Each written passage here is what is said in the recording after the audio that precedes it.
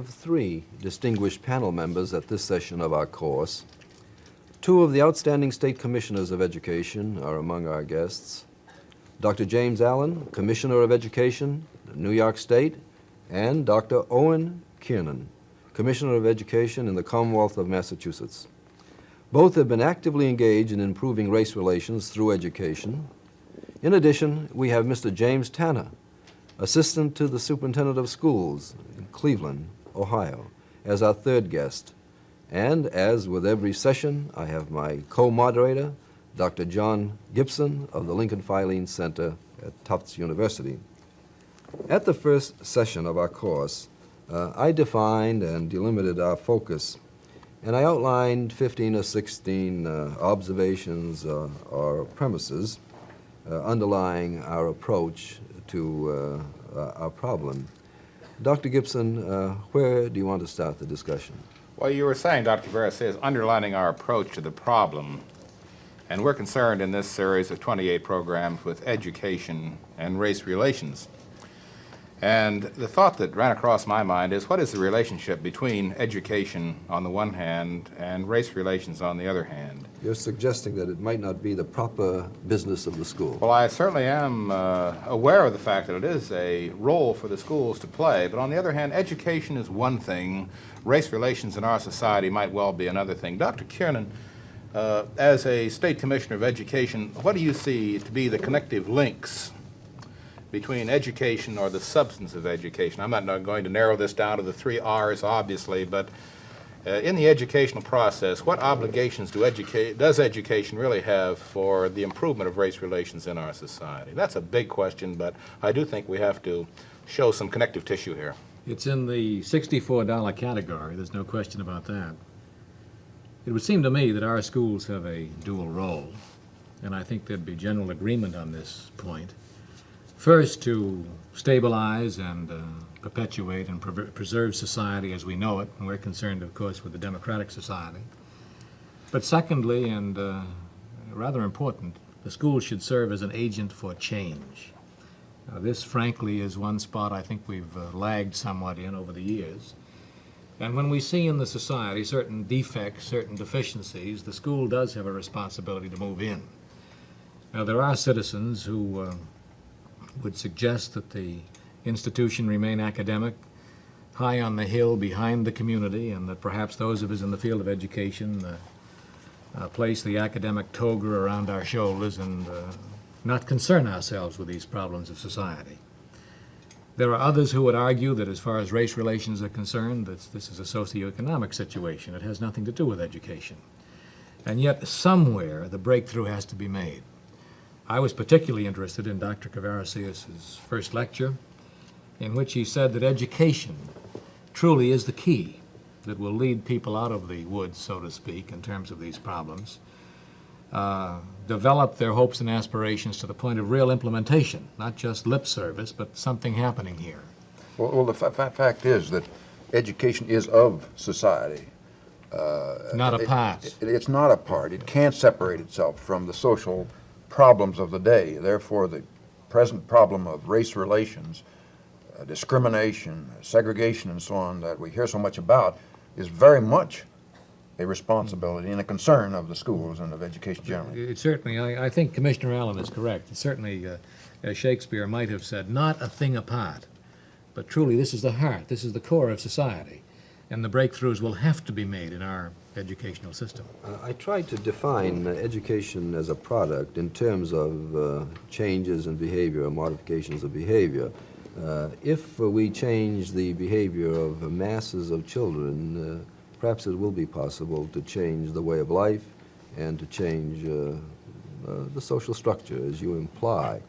Obviously, the school becomes a kind of an anachronism if all it does is transmit the heritage and does not come to grips with the world of reality. Well, Dr. Kvaraceus, we've heard from two state commissioners on this. I think Mr. Tanner might have something to say on behalf of a major city school system, Cleveland. What do you see the relationships in Cleveland between education and race relations, Mr. Tanner? It seems to me that race relations is part of the substance of education.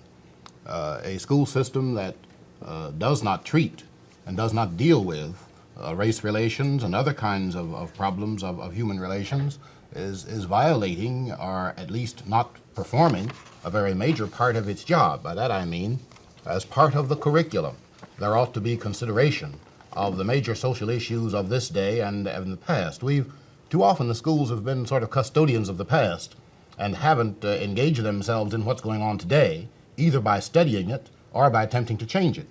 You're suggesting then that the content of the curriculum, in other words, the courses that are being presented to students, have maybe in times past ignored key problems of race relations in our society, past and present. There's no question about this. Well, One of the responsibilities of the school certainly is the development of proper attitudes among youngsters. Certainly.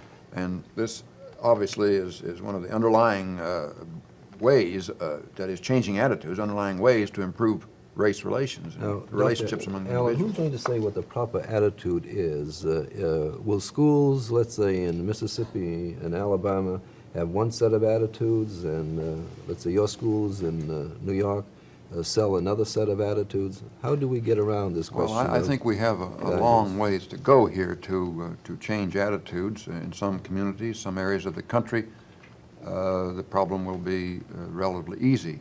In others, where there has been long, deep discrimination, attitudes that do not concern themselves with good race relations, it's going to be much more difficult. It's not something that you can do, I think, with some simple pattern spread over all of the schools. It's going to have to be dealt with in each community, in each school, by each teacher. Well, an attitude is a propensity or an inclination towards some kind of value or behavior, I suppose, and some people might argue whether the schools really should be involved in this kind of affective domain, in this kind of value or attitudinal change. Don't you think, Dr. Kvaraceus, that this is a real debatable question as to whether the schools and the school teacher who might be involved in this series should be concerned with attitudinal or valuational change so as to alter the behavioral pattern of students with whom the teacher comes in contact? Well, I would see attitudes as being closer to behavior, and therefore I would plug for more emphasis on attitudes in view of the initial definition I've taken of learning as a product. But I think basically the question is which set of values, knowing something about differences in feeling and tone and history and tradition, according to geography. I would suggest as one way... What do you mean by geography? Well, in terms of, are we talking about this in the north or in the south or in Los Angeles or wherever we may be? Because it may be that there's consensus in, let's say, Alabama, that one set of attitudes is what the schools should teach. There might be consensus in the north, the opposite set of values. I would like to suggest as a basic criteria in solving this particular difficulty, the notion that a fundamental principle that we operate on is this basic humanism in which we believe that there's no such thing as human rubbish and that there is prestige to every human being. And secondly, that we operate on the premise of scientific method. I tried to look at race very briefly at the first session in terms of what is race and separateness and so on, looking to an answer in terms of what the research says in the distribution of traits in the allegedly separate racial groups. And it seems to me that if we can hold firmly to these fundamental principles, one, that there is no such thing as human rubbish, two, that if we can get consensus through scientific method, that perhaps we can have a more agreement in terms of the kinds of people we want and the attitudes that we develop. But you said that teachers, and we all know that instructional materials in some way automatically discriminate against minority groups. And I think you are aware of this, Mr. Tanner, because you are deeply involved, of course, in your school system in Cleveland, and I suppose as you view instructional materials, in many cases, the kinds of pictures students see and the kinds of, written words that they are exposed to in the learning process seem to deal with a rather lily-white society in the United States. And you yourself, Dr. Kvaraceus, said on the first program that many teachers incline to view members of minority groups as people who are almost automatically inferior and therefore not able to keep up or keep pace with the learning process or the curriculum.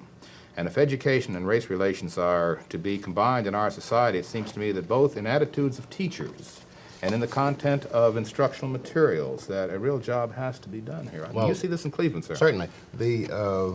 And on the matter of teacher attitudes, seems to me that whatever the subject matter that a teacher may be concerned with, his attitude is going to show through.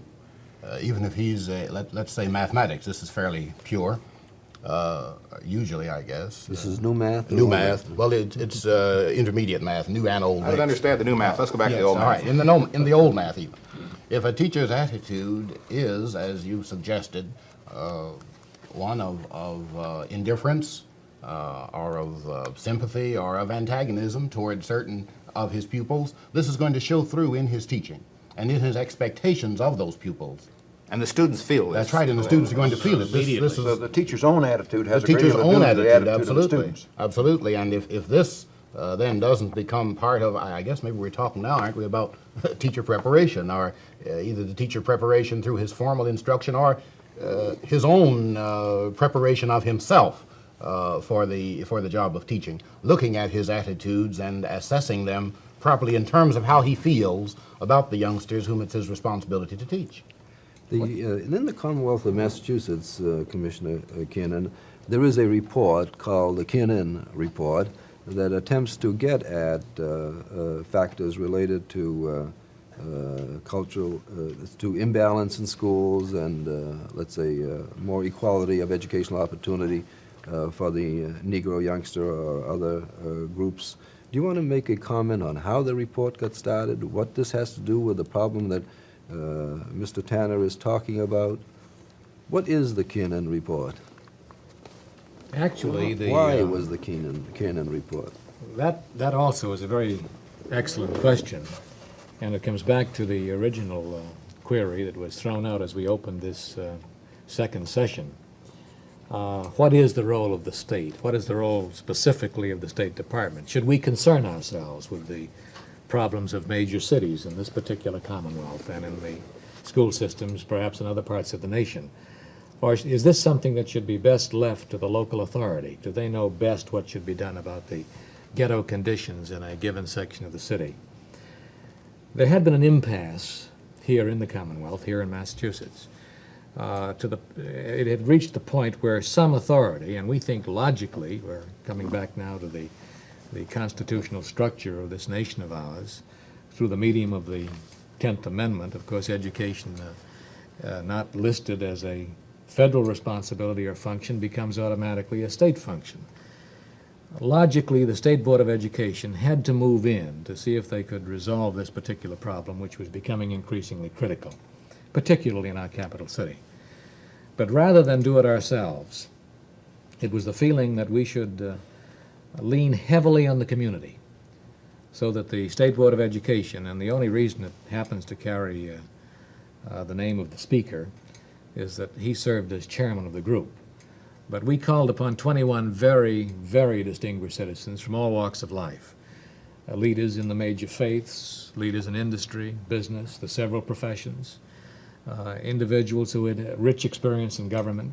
And teachers, too. And teachers, individuals who had the contact in the classroom, who knew the conditions in some of the poorer sections of the city, came together and took a hard look at this.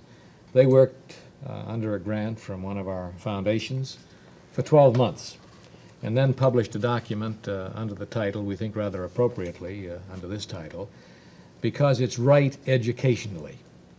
We have since incidentally developed a summary, a spectrographic type of summary. I believe we've included that in our I hope you have. syllabus. It's something that could be read very easily. Well, what is right educationally, Commissioner? Well, this is the conclusion that the 21 members reached, that there is imbalance, that it makes no sense in this society of ours to have schools which are broken down by color lines.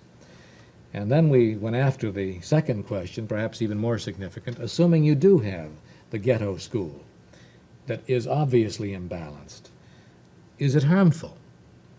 And we did dig into this very comprehensively, and I think we have the documentation to prove conclusively that the hopes and aspirations of these young people, the academic achievement, the opportunities for adequate guidance, for the remedial and enrichment programs that should indicate that the school system and a particular school is moving forward. Some of these lacks became very apparent, and it was obvious that the youngsters were being shortchanged. So that the committee then came in with a set of recommendations, and rather significantly, on the 18th of August, 1965, the first imbalance act of its kind in the nation was signed by the governor in our historic Hall of Flags. This mandates that there shall be no imbalance in the Commonwealth of Massachusetts. It's our hope that this will be picked up nationally and that sister states also will move forward in this direction. Well, let's move over to New York State, where you really have a giant-sized problem, Dr. Allan. What is the parallel in New York State? Well, we've been concerned about this problem for a number of years. In 1961, the New York State Board of Regents developed a policy announcing that it was the policy of the state to eliminate racial imbalance in the schools. And since that time, we have sought to help local communities, all the way from New York City to smaller communities in the state where the problem exists, to work out patterns of district organization or school organization, other arrangements that would eliminate racial imbalance. We see the problem with us as twofold. One is the question of desegregation in the schools. This is an administrative problem and relatively easy. All we have to do is decide we want to do it. The more difficult problem is the educational aspect, which involves the teaching of integration in its full meaning. This is a major focus of That's right. our This program, is a big part of our problem, because that desegregation may concern only a few places in New York City, or New York State relatively, the larger cities. Integration is of concern to every teacher, every school, wherever there is a community. In the northern part of our state, where there are no Negroes, we believe that the teachers must be concerned with teaching of human relations and about integration and the importance of human dignity, no matter what the color of one's skin. But it seems so that to we're me, driving in two directions there. It seems to me there's a tremendous distance between teacher in classroom and State Department in Albany or in Boston. How do we bridge the gap? What is the relationship between teacher and State Department and teacher on this issue? Well, there is oftentimes, at least physically certainly, and in many other ways, a great distance here. However, as I sit in my office, I know that nothing that I can do to improve education can be done except in the classroom. I oftentimes think about 9 o'clock in the morning, and when the doors are closed in thousands of classrooms in New York State, there's not a thing I can do. It depends then upon the teacher. My job is to see to it that the teacher has been well prepared, has the materials to work with. In this particular instance, has the curriculum materials, the readings that will help her understand, or him understand, the problem of race relations. And my department produces materials that we make available to the classroom teacher. We produce teaching aids of various kinds. We have conferences with teachers on human relations. My department has a division on intercultural relations and a staff that is constantly working not just with administrators in the schools, but going into communities and into regions and holding conferences with teachers. Let's reverse this. Let me get Mr. Tanner to say something about the receiving end. Well, before we get over to that, Dr. Kvaraceus, if I may be so bold as to intrude upon your question.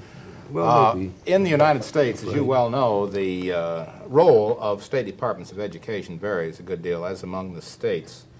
And some states have done a great deal of work in preparing these kinds of materials that Dr. Allan and Dr. Kiernan have talked about. And other states have not taken these kinds of initiatives that are awfully important. And I just want to have this as an intervening statement before we get to Mr. Tanner, because I think here is a gentleman on the line in a city with a large minority group population, not only Negroes, And I take it that your concern in Cleveland is not only with the Negro population, but with the many national groups in Cleveland who are also a part of the great American mosaic, who have children who go to public schools. We're just as concerned, and as I think we ought to be, that for the most part now, the instructional materials which we have to use don't talk about the Schmidts, they don't talk about the Epsteins, nor do they talk about the Sammy Brown, who may happen to be Negro. We're a city which used to be called a city of tenths, because there was 1/10 Italian, 1/10 German. Well, the ratios have changed somewhat now. We probably have about half our youngsters, half our school enrollment Negro at this point. We don't know this because we don't keep any records by race. But on this matter of the production of materials and whatnot, it seems to me that the teacher has a very real and a big job to do in the adaptation and in bringing into use the kinds of materials which are now lacking. For instance, our major publishers are derelict, or if not derelict, certainly have not done nearly as much as needs to be done in the production commercially of materials. I know of one series which is somewhat like the traditional, that has put a Negro family symbolically in the back of the book. I know another. I had like the back of the bus, isn't it? That's right, like the back of the bus. I had an interesting experience during the summer of '65. I was visiting in a certain deep South state, just about the deepest South state that I guess we have, and heard a representative of one of the book companies plugging the Bank Street Readers, which are integrated in all of their pictures and everything else about them. But this particular lady was not plugging the fact that these books were integrated, but that they showed how culturally deprived all the people were in the North, and that since we didn't have that problem here in this state, that maybe this would be a good thing for our children to get hold of and learn. But the whole business of helping teachers, of giving them, of releasing what I think is a great creative potential on the part of teachers.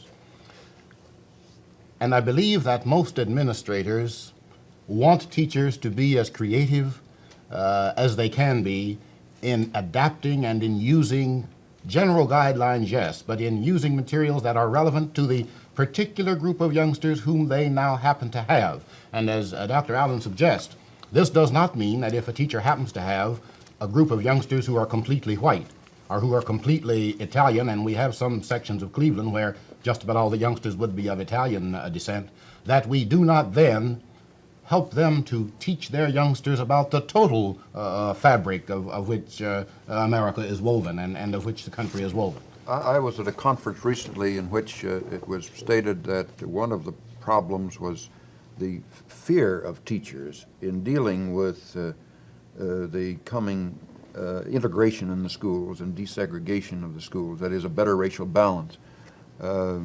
Is this a problem in Cleveland? The teachers seem to lack, in some instances, it was implied here at any rate, the teachers lack confidence in knowing in dealing with this. How do you overcome this? I think a great many teachers do. And I believe that one of the ways to overcome it is, I think Dr. Kvaraceus referred to it in his first session, the business of greater and wider associations among teachers with people other than people like themselves, certainly as a starting point or as one early point in the business of helping teachers to overcome this fear, which I think many of them do have. And I think this fear works both ways. Negro teachers, or teachers who happen to be Negro, may have the same kind of apprehension about going into non-Negro schools as do non-Negro teachers have about coming into schools that are predominantly Negro in enrollment. And I think that the more we get together, the better we'll all be. And we have made several efforts in Cleveland and in certainly other places in the Midwest to have teachers get together more widely and associate more. We use, this year we, in the summer of '65 and starting in the spring, we used about 500 teachers on various kinds of committees, and we deliberately chose teachers on as wide a spectrum as we could to get them to associate with each other.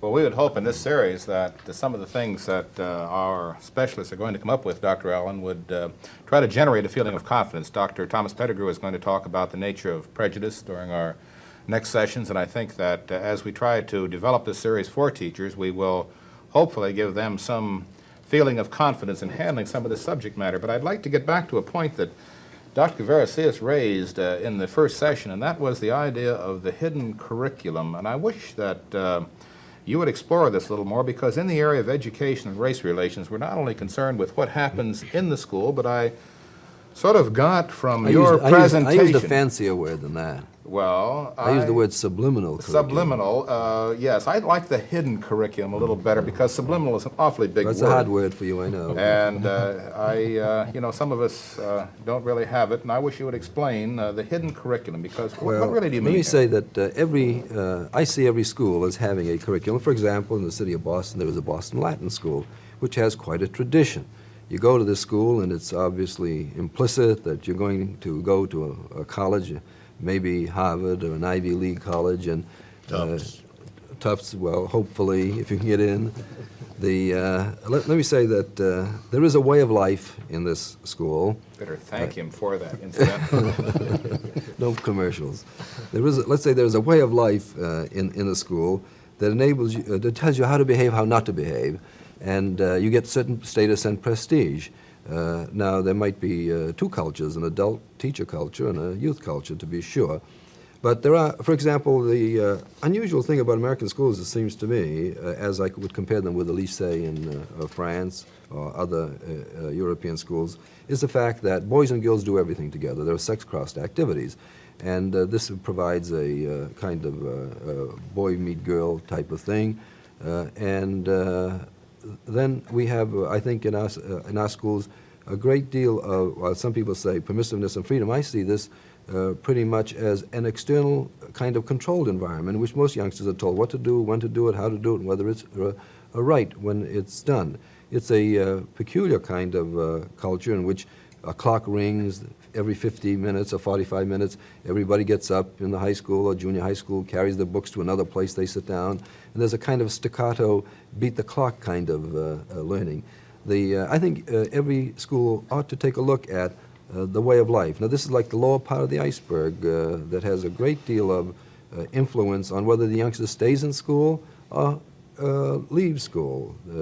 As you know, some youngsters enter school saying and thinking, well, as soon as I am of age, I'll quit, and others say, I'll stay and I'll go on to college. But I think we need to explore, and it might be something that some of our schools, some of our principals and teachers might want to explore. What is the nature of the hidden curriculum, if you will? I think one of the psychiatrists that we probably will have on our program will talk a little bit about this. Well, I think Dr. Thomas Curtin, who is Deputy Commissioner of Education in the Commonwealth of Massachusetts, is going to talk about co-curricular and extracurricular activities that might develop ways of interracial learning experiences that would jump over the But I wonder curriculum. if regarding this hidden curriculum, if it isn't of such importance that let's just assume now that the group of teachers in one of the commissioner's very fine schools here in the Commonwealth of Massachusetts. You're being very complimentary. Oh, I try to be. I'm a guest, and I try to act like one. Else. But let's assume that a group of teachers says, fine, we believe that this may be true in our school. Now, how do we go about finding out what it is in this school? Or is this the subject of a later session? Well, let me add also... This would be one way to postpone this difficult discussion. Add the question in terms of finding out from Dr. Kvaraceus if there aren't pluses and minuses associated with this concept. Certainly some of the traditions at Boston Latin School, as an example, are to be commended.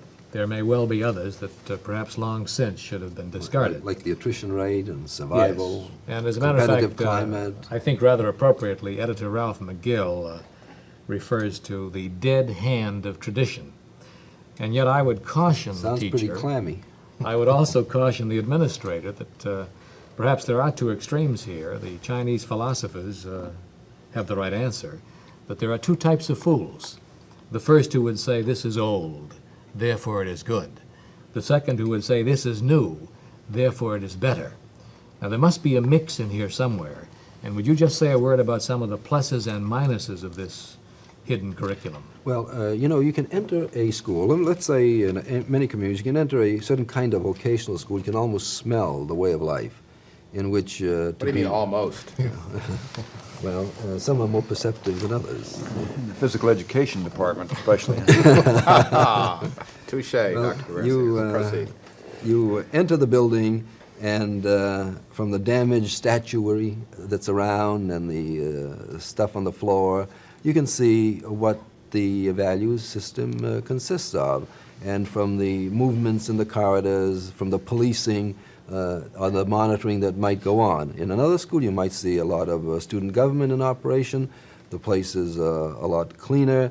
There's a certain emotional climate that you can identify rather readily. Now, I mentioned at the first session the need for a social analyst as a kind of person that might be employed. And I have a feeling that this is a kind of a cross between a sociologist and maybe a cultural anthropologist who would have the duty to try to help staff analyze and identify the forces at work in the school that operate to develop a way of life. Well, I think Dr. Harlison of the psychology department at Tufts University is going to focus on this point in a I believe so. later program in the series, and also Mrs. Barnett of the New York City School Systems is going to be concerned with the whole area of motivation and what happens to these people when they get out of school. So a lot of the things we're touching on right now, obviously, are going to be taken up later in the We series. do cover this point somewhat.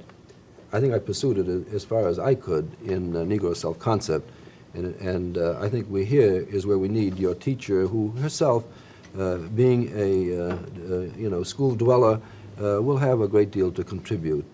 I think she'll catch Well, on. Mr. Tanner's point about the teacher being able to use the materials that have been prepared, many of which come out of the state offices of education, many of which come out of curriculum departments of local school systems, and also other organizations. and other organizations, and then Publishing the companies. publishing companies and institutions of higher education, and also the instructional materials. And yet it seems to me that in many school systems, a lot of teachers are very apprehensive about being innovative or captivating on some of the new ideas or some of the old ideas in terms of improving race relations within the framework of that classroom door or behind that classroom door, which closes at 9 o'clock in the morning. And how do you get around this problem of a teacher who is afraid of the administrator, the superintendent, the principal, the local board of education, the state commissioner of education?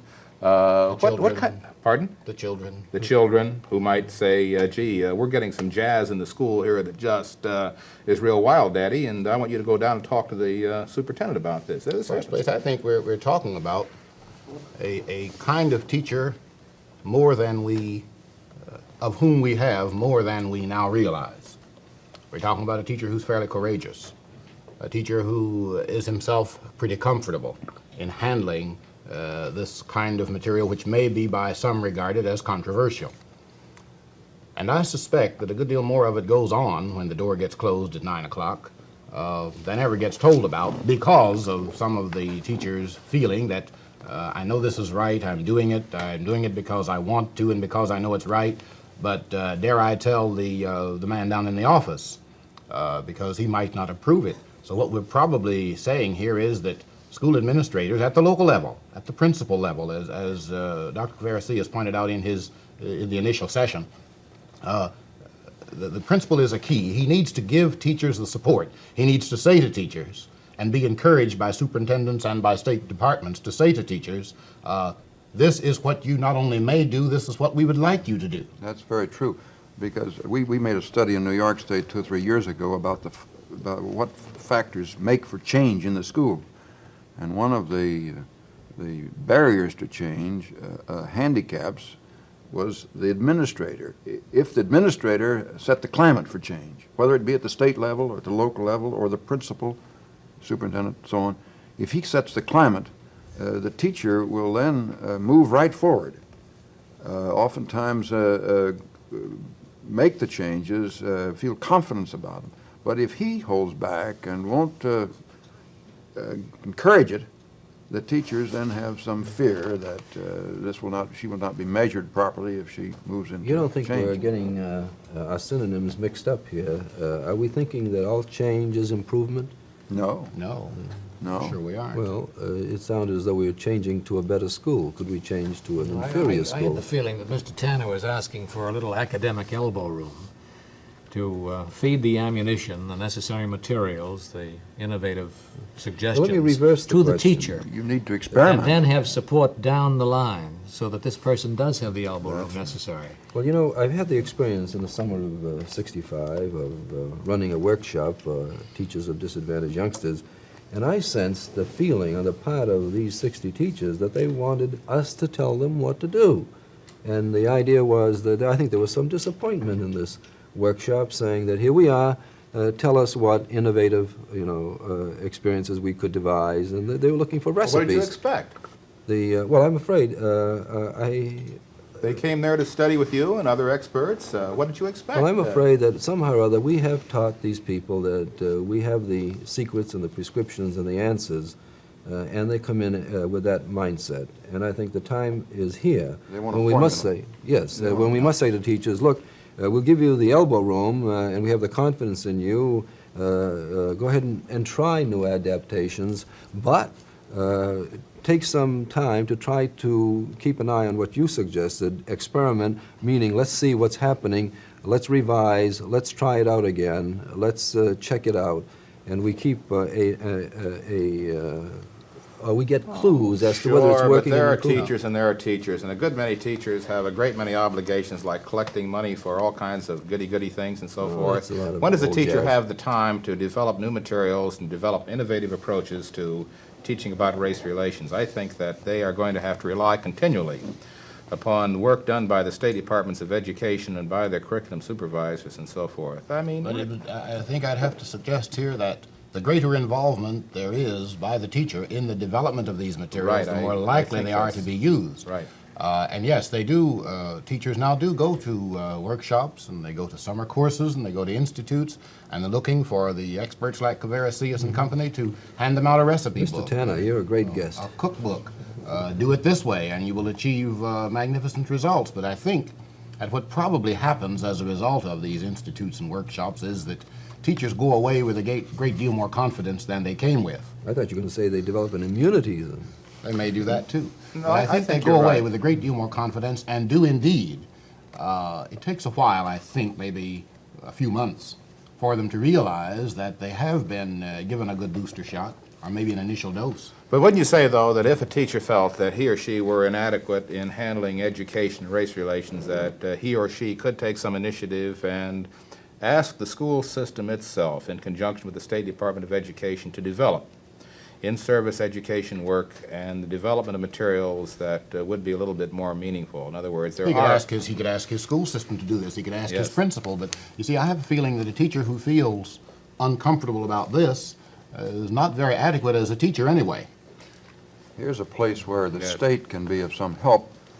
In New York, we have some funds for experimentation, which can be used by teachers to explore, develop new materials, explore different ways of doing things. We wanted to recognize the fact that the teacher could, in the classroom and in the public schools, could do some research and have some funds with which to play. We have found this is one of the ways in which the state can encourage, bring the teacher more into relationship with the state, in which the state can really play a role in innovation among the teachers. Yes, but I think Mr. Tanner hit the nail on the head, really. And when he said that the teacher who feels uncomfortable in trying to cope with the problem of education and race relations really has some shortcomings as a teacher himself or herself, is a very, very profound statement, because Dr. Kvaraceus, you'll recall, at the end of Negro Self-Concept, Implications for School and Citizenship, one of our people who participated in the conference which produced this book said that education and race relations really is a problem of American democracy itself. It is an integral part of American education. It is a meaningful attribute of American society to trace the development of cultural diversity and cultural assimilation in America. And a teacher who, in the social studies or in the handling of citizenship in the classroom, overtly tries to ignore the problem of education and race relations is I would say, a sick teacher. and a person I'd who say might not inadequate, own certainly. Inadequate. Pretty strong. Yes. There's one other thing, though, that I certainly hope that we don't overlook here, and I presume that it'll be taken care of also in a subsequent session. That is that this whole business of race relations in education must not, we must not overlook the improvement of the quality of education, improvement of the process. Too often we get wrapped up in things other than the basic improvement and making education better wherever it happens to be for youngsters. That's a very important statement. Very good thing to keep in mind, because so many people think that our concern with desegregation, with race relations, is merely a concern to mix youngsters Yes. for mixture's sake. Right. And unless we can improve education for both whites and the Negroes in this efforts to desegregate, we're not going to achieve the objective. One of the encouraging features today is the new interest, and I'm using new in a relative sense, on the part of citizens insisting on quality education, again remaining fairly close to their schools and wanting something done about those gaps and shortages and deficiencies that you might find in a given school system, and so too the state, and so too the federal government. This partnership must be effective, but not that I would wish to in any way blow the state's horn, but I'd like to come back to an earlier comment that the state truly is the responsible agency, and there must be a beefing up. The state not handing directives down from on high to the teachers, Right. but rather giving them the information and the materials and the ammunition they need to do the job, and to lift the quality of education. Well, I'm Seems glad to me that, that's the objective. I'm glad that you and Dr. Allan stressed this, because many teachers viewing this series and many local school administrators, I'm sure, don't recognize all the potentials that the state departments of education now have today and all the resources they have to help in innovative and meaningful programs in education and race Yes. relations. Through the State Department, you're going to be funneling a great deal of funds. Would you say that you have more money than ideas? Or more ideas than money. No, I wouldn't say that we have more money than ideas. What about you, We have Mr. a dearth of No, both, I'm, I think, in a way. I think the fiscal dearth would be far more apparent as far as the Commonwealth is You know, concerned. one of the things that you mentioned, the attitude of the teachers oftentimes toward the state and state departments, I'd like to say is this, that basically the teachers and the local school officials are really a part of the state education system. They're agents of the state. I think this is a good note on which we might conclude a second session. I think we ought to thank two good commissioners from New York and one from Commonwealth of Massachusetts, and Mr. Tanner from Cleveland. And again, thank you, John, for your assistance Thank at you, this Bill. second meeting.